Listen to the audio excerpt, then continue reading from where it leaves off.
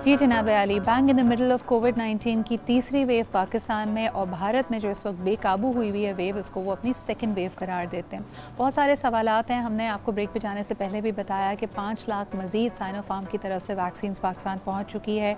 पाकिस्तान की जो अपनी इनोकुलेशन ड्राइव है उसमें अगर आपकी उम्र 50 साल से ज़ायद है तो आप फौरी तौर पर 1166 पे अपना नादरा कार्ड यानी CNIC नंबर भेजिए और आप किसी भी जगह पर जाके अपने आप को वैक्सीनेट करा सकते हैं। That is true for people who are above the age of 70। अगर आपकी उम्र 50 साल से ज़्यादा है तो आपको सेंटर नंबर, डेट और टाइम दिया जाएगा जिस पर जाके आप वैक्सीनेट करवा सकते हैं।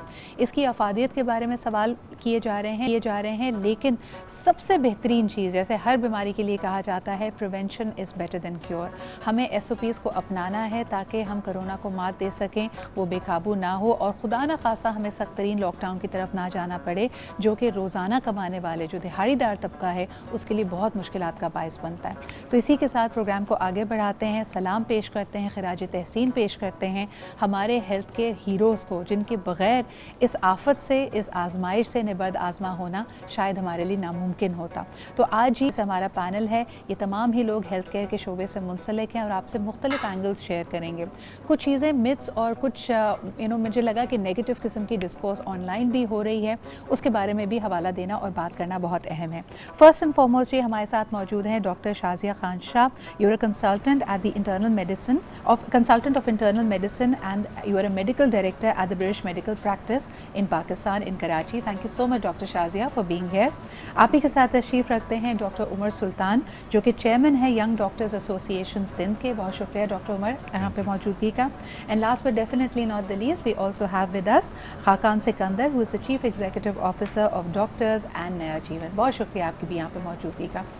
खाकान, अगर बात आपसे शुरू करूं, इस वक्त ऑनलाइन ट्रेंड है OPDs को, और जो रेगुलर क्लिनिक्स है उसके लिए लोग कह रहे हैं आप घर पे रहें, ऑनलाइन बात करें, लेकिन हेल्थ केयर वर्कर्स के लिए और ख़ास तौर पे डॉक्टर्स के लिए कितना आसान या मुश्किल है? क्या इसमें सहूलत कोई दी जा रही है? कुछ एक्सेप्शंस हैं? आप क्या समझते हैं? How is this panning out right now? देखिए जी, सबसे पहले शुक्रिया बुलाने का। आप बात कर रही थी अभी हमारी अप्रोच की हेल्थ केयर की तरफ। हमने ही देखा है कि कोविड से पहले भी और अभी कोविड के बाद थोड़ा बहुत फ़र्क पड़ा, लेकिन हमारी जो अप्रोच है as a public basically reactive है हेल्थ केयर को लेकर। मतलब हम सब इंतज़ार कर रहे होते हैं कुछ ख़राब होने का, कुछ बुरा होने का, इस मामले को संजीदगी से लेने में। तो ये जो ऑनलाइन का आपने प्लेटफॉर्म की बात की है, ये एक प्रिवेंटिव हेल्थ केयर के अंदर बहुत स्ट्रॉन्ग एक एस्पेक्ट है जो कि फ़ायदेमंद रहता है। बहुत आसान है डॉक्टर्स के लिए, प्रैक्टिशनर्स के लिए भी। बहुत से मीडियम्स मौजूद हैं। अब कोविड की फेव 1 से खासा पुश मिला, चाहे वो एप्लीकेशंस की फॉर्म में हो, फ़ोन के ऊपर हो, या ऑनलाइन मुख्तलिफ वेबसाइट्स या प्लेटफॉर्म्स के ज़रिए हो। हमारे प्लेटफॉर्म्स भी ये सर्विस देते हैं। कई और भी अच्छे प्लेयर्स मार्केट में हैं जो ये दे रहे हैं।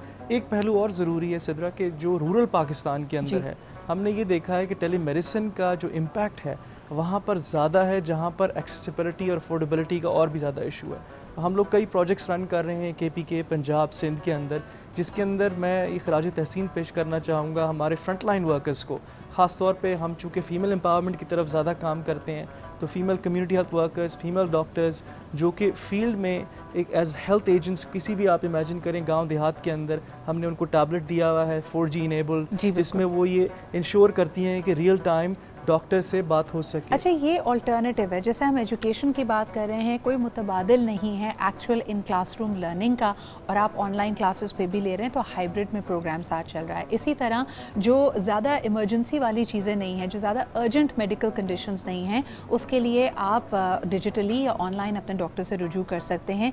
गैर ज़रूरी जो रश और जो बोझ है वो डॉक्टर्स के ऊपर, अस्पतालों के ऊपर नहीं होना चाहिए। लेकिन डॉक्टर उमर, अगर किसी भी अस्पताल में जाना हो, ऐसा लगता है लोगों की तसल्ली नहीं होती। पिछले रमज़ान हम फिर भी एहतियात कर रहे थे कि अगर हमारे घर में बुज़ुर्ग हैं, और एक बड़ा बदलाव इसके बाद भी आया है कि जब से लोग वैक्सीनेट होना शुरू हुए हैं, उनको लगता है वो सुपर पावर उनके पास कोई आ गई, वो सुपर ह्यूमंस हैं, उनको कोई कोरोना कुछ नहीं कर सकता। इसमें ज़रा उनकी जो करेक्शन करनी बहुत अहम है।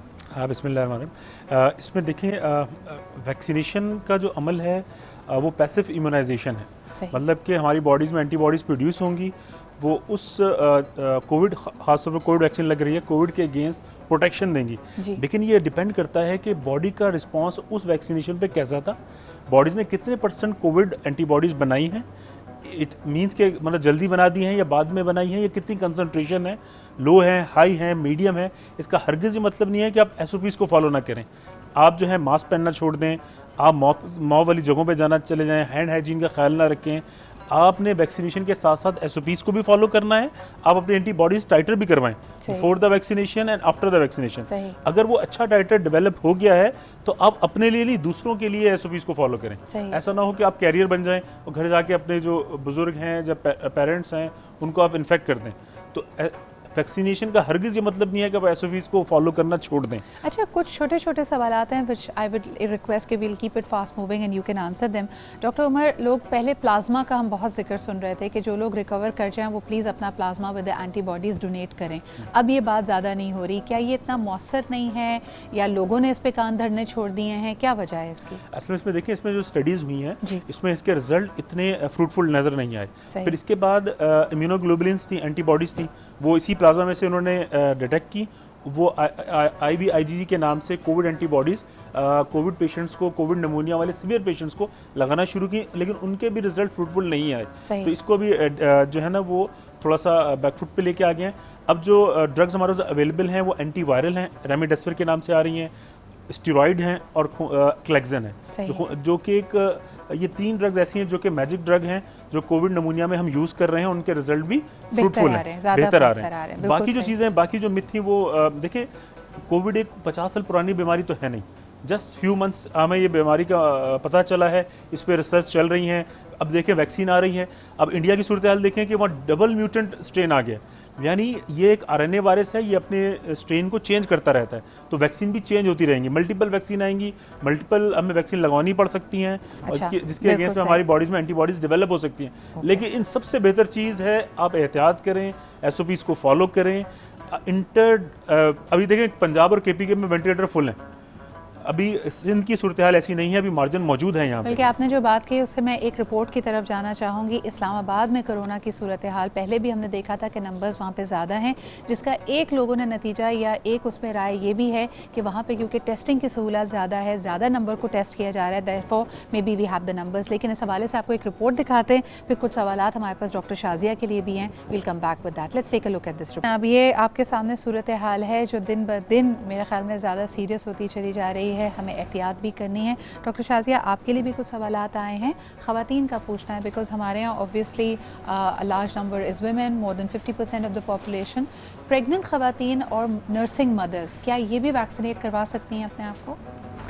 जी, ऑब्वियसली जैसे कि डॉक्टर उमर कह रहे थे कि अभी हमारे पास बहुत कम डेटा है, क्योंकि अभी ये बीमारी इतनी नहीं है। लेकिन जहाँ तक हमें पता चल रहा है, गेटिंग कोविड इन्फेक्शन जब प्रेगनेंसी में या नर्सिंग मदर्स को होता है, वो काफ़ी डेंजरस हो सकता है बेबी के लिए भी और माँ के लिए भी, क्योंकि उनकी इम्यूनिटी काफ़ी डाउन होती है प्रेगनेंसी में। और अगर आप वैक्सीनेशन लें तो उससे अभी तक कोई ऐसा डेटा नहीं है, एविडेंस नहीं है कि कोई ख़तरा पेश होता है बच्चे को या माँ को।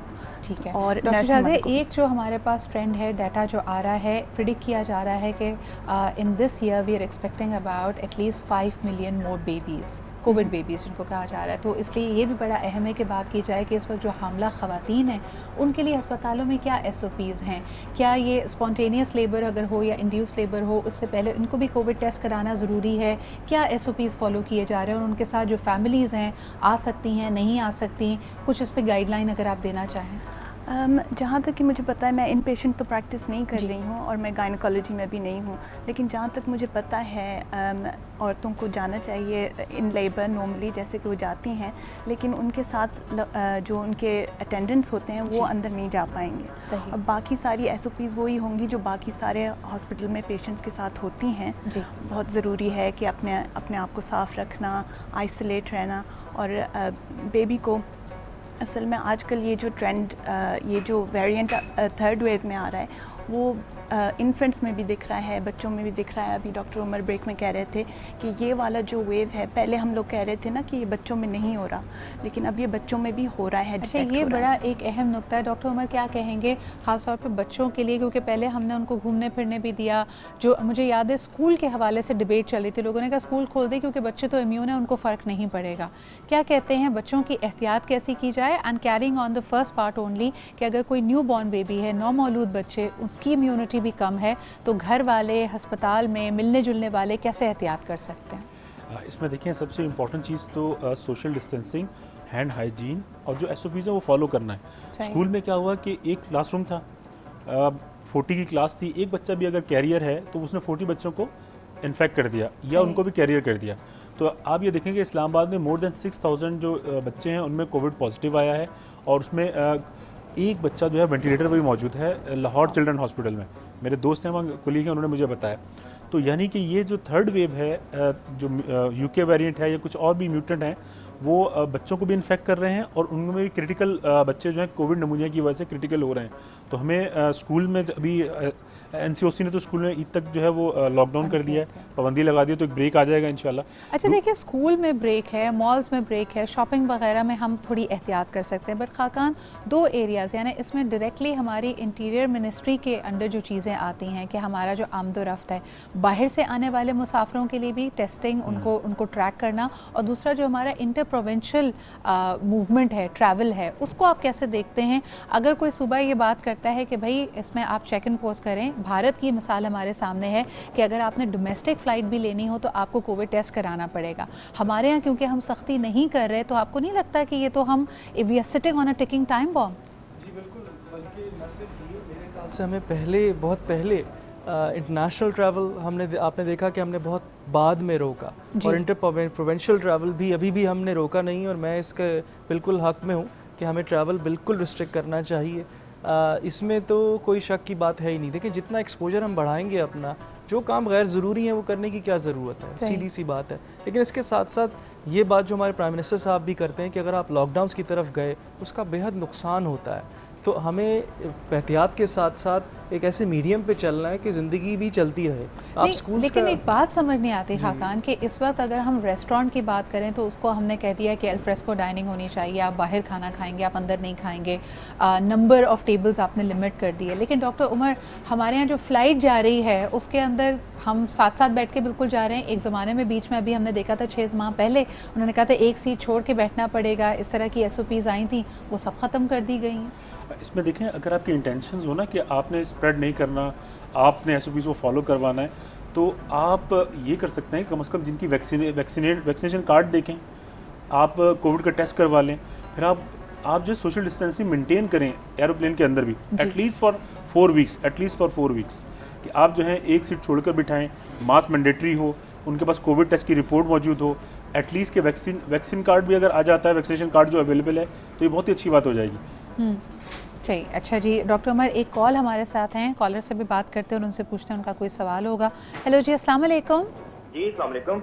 जी, कौन सा, आप कहाँ से बात कर रहे हैं? मैं कराची से बात कर रहा हूँ, फैसल। जी फैसल जी, मुझे ये कहना था कि आप लोगों का प्रोग्राम अच्छा आज कोविड पे जा रहा है, एक चेंजिंग देखने में आई है, क्योंकि रमज़ान में जो कोरोना वायरस ने मज़ीद एक तेज़ी आ गई है, और मैं यही कहना चाहूँगा कि खुदारा मास्क पहने, SOPs पे अमल करें, क्योंकि अगर हम मास्क पहनेंगे तो हम जो हॉस्पिटल में ऑक्सीजन लगता है हम उससे बच सकेंगे। बिल्कुल सही, बहुत शुक्रिया फैसल, अहम पैगाम आपका है। और दूसरा ये कि जो साहिब इस्तिताअत लोग हैं, जो अफोर्ड कर सकते हैं, हेल्दी हैं, जिनकी दस्तरस में है, वो प्लीज़ वैक्सीनेट भी कराएं। डॉक्टर शाज़िया, इस पर भी बड़े अभाम हैं, लोग बैठे हुए, everybody is become an expert on the internet, लोग वेट कर रहे हैं जी फाइज़र आएगा, मॉडर्ना आएगा तो वो लगवाएंगे।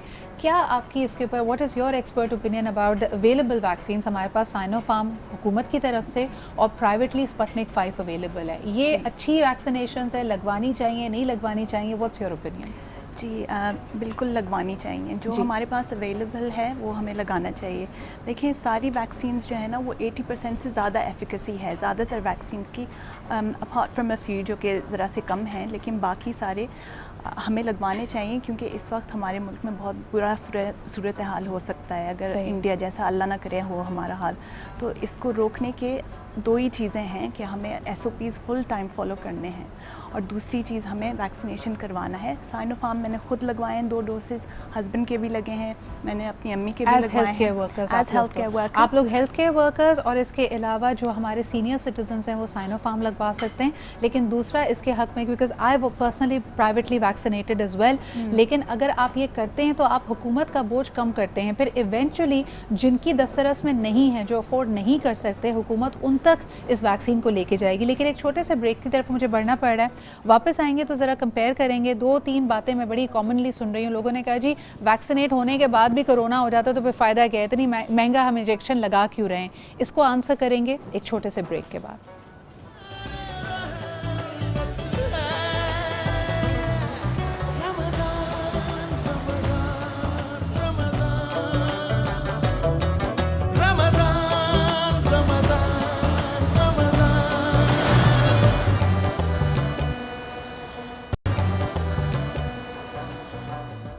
Welcome back after the break. बात हम कर रहे हैं मुख्तलिफ मिथ्स के हवाले से जो कोविड वैक्सीन के हवाले से हैं, और आप यकीनन जानना चाहते हैं इसकी अफादियत क्या है, what are the things that we need to keep in mind. लेकिन ये गुफ्तगू चलती रहेगी। ज़रा रुख करते हैं किचन का, जहाँ पे मज़ेदार खुशबुएँ आ रही हैं और कुछ पक रहा है। क्या पक रहा है आज? अस्सलाम वालेकुम। वालेकुम अस्सलाम। क्या खुशबू आ रही है बताएं? भाई रोज़े को आजमाने वाली खुशबुएँ आ रही हैं, ये कहना चाहिए। चिकन चीज सरप्राइजेस बन रहे हैं। ज़बरदस्त। और ये क्या है बड़ा सा? Shrimp scampi. अच्छा ओके, और ज़बरदस्त। हम इसको बस बनाएंगे, बहुत ही इजी रेसिपी। आपने बटर डाला, उसमें थोड़ा सा गार्लिक ऐड किया, उसमें आपने श्रिम्प्स ऐड किए, थोड़ी सी कुटी हुई लाल मिर्च डालें और लेमन जूस, लेमन जेस्ट के साथ ऐड कीजिए।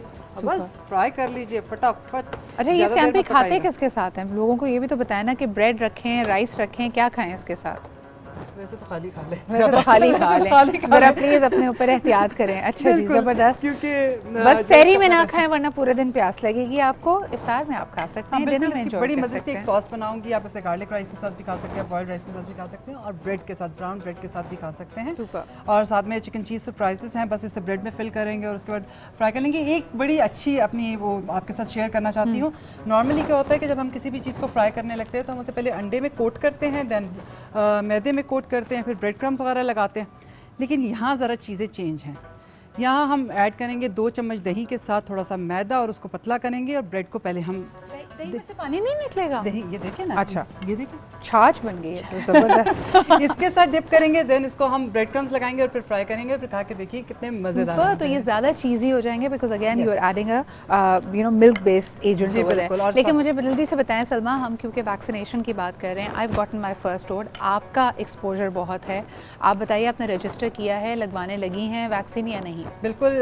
जब सिद्रा ने बताया कि कोई ज़्यादा साइड इफेक्ट्स नहीं हुए और सिद्रा ने कोई लगवा इफेक्ट, लिया। साइड इफेक्ट मुझे तो कोई भी नहीं हुआ, ज़्यादा क्या, कोई बिल्कुल। इफेक्ट नहीं हुआ। जब इन्होंने लगवाई तो लगवाने से पहले मुझे बताया था, और सच्ची बात कहूँ मैं खुद भी अपने इर्द गिर्द देख रही थी कि कौन पहले लगवाता है और उसके बाद मैं भी कोशिश करूँ। बिकॉज मेरे घर में भी एक छोटा बच्चा है, एक डाउन सिंड्रोम है, और मेरी कोशिश यही होती है, हम काम तो कर रहे हैं कि मैं उनसे ज़रा थोड़ा डिस्टेंस बनाए रखूँ या अपना बहुत केयर करती हूँ। बाहर जाती हूँ तो मास्क ज़रूर पहनती हूँ, शो में हम नहीं पहन सकते, मेकअप किया होता है, बट बाजार में जाएं हम मास्क जरूर पहनते हैं और नॉन स्टॉप हमारे हाथ अभी पे आप sanitizer सोच रही हैं आपने रजिस्टर किया? नहीं, मैंने जिस दिन आपने लगवाया उस दिन मैंने रजिस्टर वेरी कर गुड। दिया। तो ये रजिस्टर कर दिया। और जो साइड इफेक्ट्स का ये जिक्र कर रही थी, एक मैंने बड़ी ज़बरदस्त मीम देखी डॉक्टर साहिबा and Khaqan, you will find this interesting. उन्होंने कहा साइड इफेक्ट सबसे पहला तो ये होता है सेंस ऑफ एंटाइटलमेंट आ जाती है, हमें लगता है हम सुपर ह्यूमन है, बड़ा हमने जिम्मेदारी का सबूत दिया, बाकी सारे देखो कितने गैर जिम्मेदार हैं। दूसरा ये कि हम वेट करने लग जाते हैं कि जी वैक्सीनेट अब हम हो चुके हैं तो हमें फ़ौरन से ट्रैवल की इजाज़त मिल जाए, जो कि बहुत सारे लोगों का पेन पॉइंट है। पर डॉक्टर उमर, ये तो थी मजाक की बात। अल्हम्दुलिल्लाह मैंने भी वाकई किसी से नहीं सुना कि कोई सिवियर साइड इफ़ेक्ट्स हुए हों। लेकिन साइड इफ़ेक्ट्स से क्या मुराद है लोगों की, कि वैक्सीनेट होते ही इमीडिएटली हमें जो चीज़ें नज़र आएँ, या फिर लोग इस मुगालते में भी चले जाते हैं कि जी 10 साल 12 साल के बाद कुछ ऐसा ना हो जाए जिसको फिर बाद में बताया जाए वो जो लगवाया था उसका साइड इफ़ेक्ट है? देखें, ई-पे प्रोग्राम के तहत जितनी भी वैक्सीनेशन लग रही हैं, वैक्सीनेट हो रहे हैं, उन सब का कुछ ना कुछ साइड इफ़ेक्ट होता है। लेकिन अभी देखा गया है कि जो साइनोफार्म है ये किल्ड वैक्सीन है, ट्रीटेड इसके अंदर वो हैं वायरसेस हैं, तो उसका अभी तक साइड इफ़ेक्ट सामने नहीं आया है। लोकल थोड़ा बहुत पेन या थोड़ा सा फीवर या बॉडी एक्स हैं, इसके ज़्यादा साइड इफ़ेक्ट सामने नहीं आए और इसकी एफिकेसी भी बेहतर है, यानी एंटीबॉडीज टाइटर अच्छे बन रहे हैं आफ्टर 2 या 3 वीक्स ऑफ सेकेंड डोज ना। तो वैक्सीन का अच्छा, लोगों के ज़हन में ये सवाल आता है कि वैक्सीन लगाने के बाद भी अगर कोविड हो जाता है तो वैक्सीन का क्या फ़ायदा?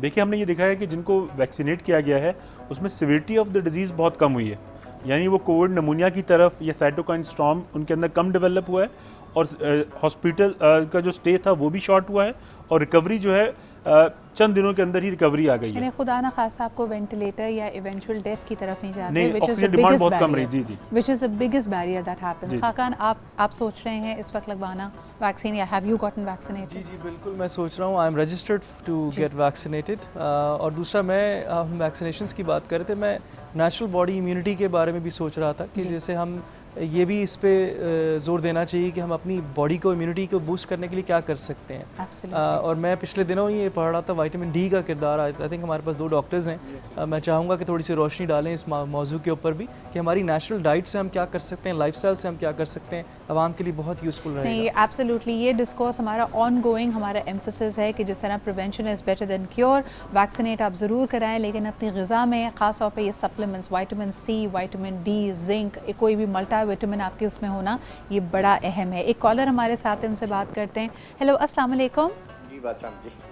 जी, कौन सा, आप कहाँ से बात कर रहे हैं? इकबाल बात कर रहा हूँ टोबा ड्रेसिंग से। जी, क्या कहेंगे इकबाल मेरी साहब? एज है 62 जी। जी जी वैक्सीन का नंबर आ गया था, मैं लगवाने के लिए गया ना वहाँ, जी, तो उन्होंने कहा को हार्ट का मसला, मैंने उनको बताया कि मेरा बाईपास हुआ है। जी, वो कहते हैं आप डॉक्टर से लिखा के लेके आए। मैं डॉक्टर साहब के पास गया, उसने कहा कि आप लगवा नहीं सकते सही। बाईपास वाले। ये मुझे जरा बता दें डॉक्टर साहब से बात करके। बहुत शुक्रिया इकबाल साहब ये सवाल करने के लिए। ये बात बिल्कुल सही है कि जहाँ पे भी आप सेंटर में जाएंगे वो कहेंगे कि जो आपका तबीब है, जो आपका फिजिशियन है, उससे आपको हेड लेके आएँ, क्योंकि मुख्तलिफ सिचुएशंस होती हैं। लेकिन डॉक्टर उमर, क्या ये बात सही है कि जो अगर आप कार्डियक आपका कोई मसला हो या बाईपास हुआ हो तो आप वैक्सीनेट नहीं हो सकते? इसमें देखिए जितने भी कोमॉर्बिड्स हैं, ब्लड प्रेशर है, शुगर है, इस्कीमिक हार्ट डिजीज़ है, अगर वो अक्यूट नहीं है, कंट्रोल्ड है, ऑन मेडिसिन कंट्रोल है, तो सैनोफार्म जो वैक्सीन है वो आप लगवा सकते हैं। सही। इसके साइड इफ़ेक्ट नहीं है, ये किल्ड वैक्सीन है।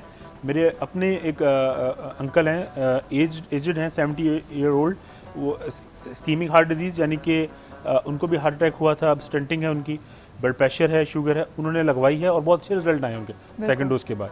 तो इनका आंसर ये है कि ये सैनोफार्म वैक्सीन जो कि गवर्नमेंट के वैक्सीनेशन सेंटर पे अवेलेबल है और लगा रहे हैं, तो ये लगवा सकते हैं। इसको थोड़ा और ज़िम्मेदारी से मैं ये कहूँगी इकबाल साहब कि बज़ाहिर जो इन्फॉर्मेशन आपने हमसे शेयर की है उसके मुताबिक यू आर अ कैंडिडेट, आप लगवा सकते हैं। लेकिन अगर आपके फिजिशियन ये कह रहे हैं तो मज़ीद आप थोड़ी सी इन्वेस्टिगेशन कर सकते हैं, आप अपना ब्लड प्रेशर मॉनिटर कर सकते हैं, उनका क्या अभाम है, वो आपको क्यों रोक रहे हैं, आप एक सेकेंड ओपिनियन भी किसी डॉक्टर से ले सकते हैं, और अगर आपको वो गो अहेड दें तो you can go ahead for it. लेकिन ऐसी कोई कंडीशन हमें नहीं पता कि अगर आप डायबिटिक हैं या कोई और आपकी लिंगरिंग सिचुएशन है तो आप कैंडिडेट नहीं हैं। Please take a go ahead from your physician. बहुत बहुत शुक्रिया डॉक्टर शाज़िया, डॉक्टर उमर और खाकान यहाँ पे मौजूद होने के लिए। ये बड़ा इंपॉर्टेंट चीज़ों पे आप लोगों ने बात की। कुछ आप कहना चाह रहे हैं doctor Umar before I find out? In the end मैं जो फ्रंट लाइन वर्कर्स हैं, हेल्थ केयर प्रोफेशनल्स हैं, पैरामेडिक, नर्सेज, डॉक्टर्स, कंसल्टेंट, इन सबको खराज तहसीन पेश करना चाहता हूँ कि इस पेंडेमिक में वो फ्रंट लाइन वर्कर के तौर पर काम कर रहे हैं, ना सिर्फ अपनी जानों को बल्कि अपने घर वालों की जानों को जो है वो रिस्क पर डाल रहे हैं। हम इनको सलाम पेश करते हैं और हुकूमत वक्त से ये मुतालबा भी करते हैं कि जो कोविड डॉक्टर्स हैं उनके जो पेंडिंग सैलरीज हैं, जो पेंडिंग इश्यूज़ हैं, उनको जो है फिलफोर सॉल्व करें ताकि वो और मोटिवेटेड होकर जो है वो एब्सोल्युटली उनकी मोटिवेशन को, उनकी हौसला अफजाई के लिए हम सब दुआगो भी हैं और सब काम भी कर रहे हैं। इसके अलावा कौमी सतह पे, रियासती सतह पे मैंने आपको बताया था कि even on the 23rd of March हमारे कोविड हीरोज़ को, हमारे हेल्थ केयर हीरोज़ को एक्नॉलेज किया गया था। लेकिन ये बात बिल्कुल वजह है कि जो उनके रिलेटेड मसाइल हैं उन पर भी तवज्जो दी जाए ताकि इनका हल तलाश किया जा सके। एक ब्रेक की तरफ बढ़ते हैं। Will be right back, keep watching Barane रहमत।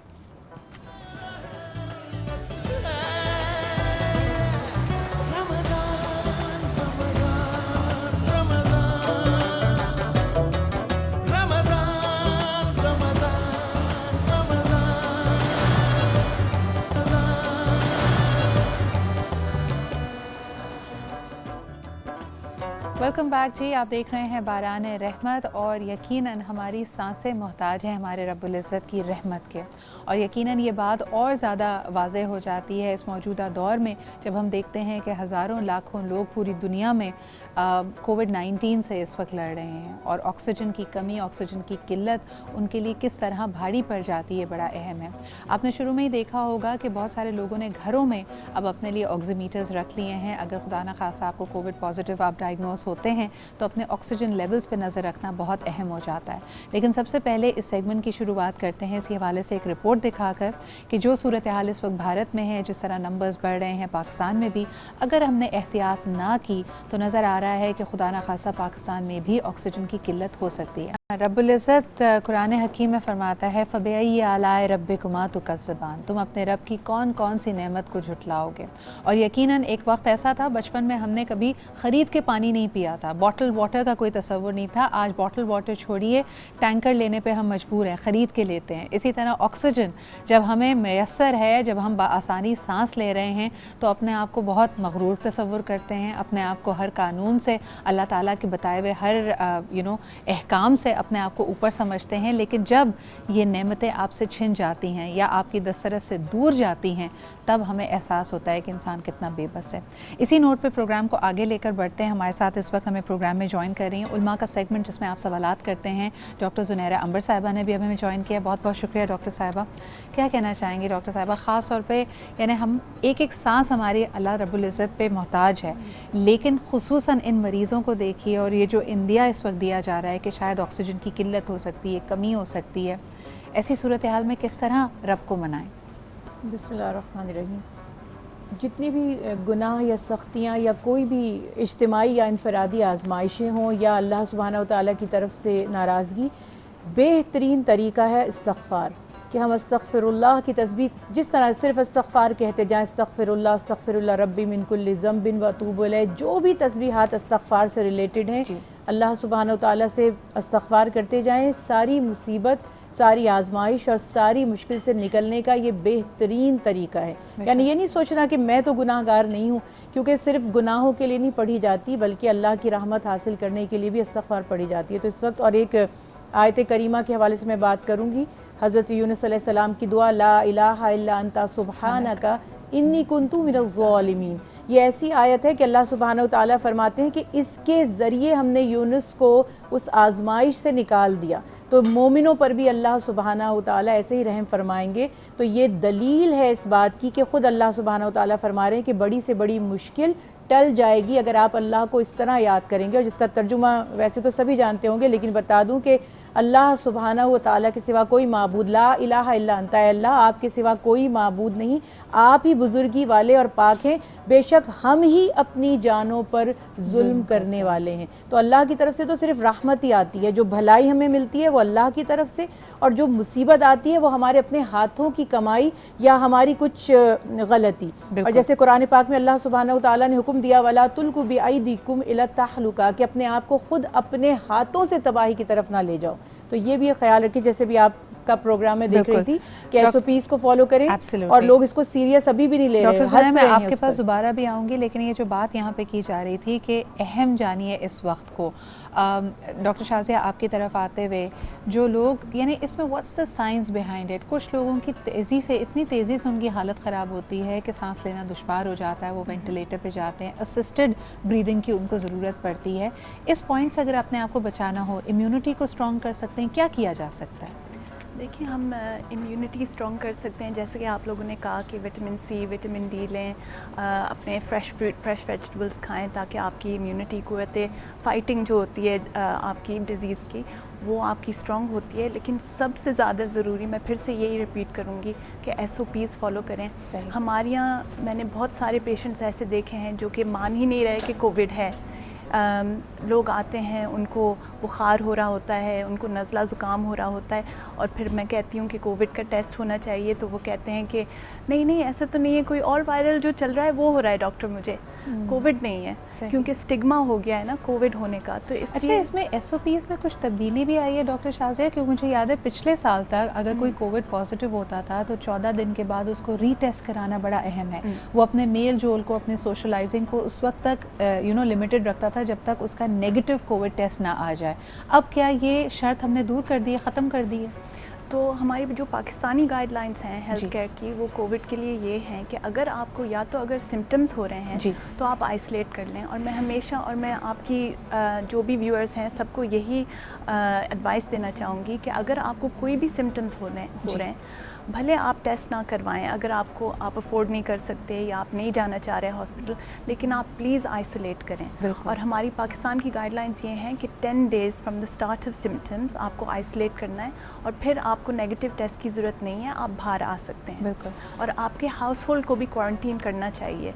14 डेज़ ज़्यादा आना जाना होना नहीं चाहिए, क्योंकि हम इसी तरह से इस वबा को रोकेंगे। अच्छा, एक और बड़ा अहम नुक्ता था जिसमें एक अभाम पैदा हो रहा है। बहुत सारे ममालिक ने ये शर्त रखी है कि जब मुसाफिर उनके यहाँ पहुँचते हैं डॉक्टर ज़ुनैरा, तो उनका कोविड टेस्ट किया जाता है। अब एक शख्स है जो जहाज़ में चढ़ा है एक नेगेटिव कोविड टेस्ट को लेकर, जिसमें से कुछ लोग पाकिस्तान से भी ऐसे गए हैं, और जैसे ही वहाँ पर उतरा है उनका टेस्ट पॉजिटिव हो गया। सबसे पहले तो डॉक्टर शाज़िया, इसमें दो चीज़ें आई। लोगों ने कहा कि जी जो टेस्ट देकर आप जहाज़ में चढ़े थे, कई लोगों ने उसमें चीटिंग की, झूठ बोला, उन्होंने टेस्ट करवाया ही नहीं। और दूसरा, क्या ये मुमकिन है कि हमने अगर एक नेगेटिव टेस्ट के साथ आपने एक लंबी लॉन्ग हॉल फ़्लाइट ली है, तो by the time you land, I mean maybe you can test positive, यानी हो सकता है वो इंसान सच बोल रहा है। इसमें मैं थोड़ा आपका scientific and your expert opinion चाह रही थी। तो इसमें ये है, हम जानते हैं, इसीलिए मैं ये कहती हूँ कि isolation regardless of your test result is important अगर आपको सिम्टम्स हैं, क्योंकि 40% तक फॉल्स नेगेटिव्स हो सकते हैं। फॉल्स, ये बड़ा इंपॉर्टेंट पॉइंट था। They can be up to 40% false negatives हो सकते हैं। तो अगर आपके पास सिम्टम्स हैं और आपका टेस्ट नेगेटिव आया है, that is not your license to forgo the SOPs and go out. बहुत बहुत शुक्रिया doctor Shazia for stressing on this point. और इसी के साथ हम एक ब्रेक की तरफ बढ़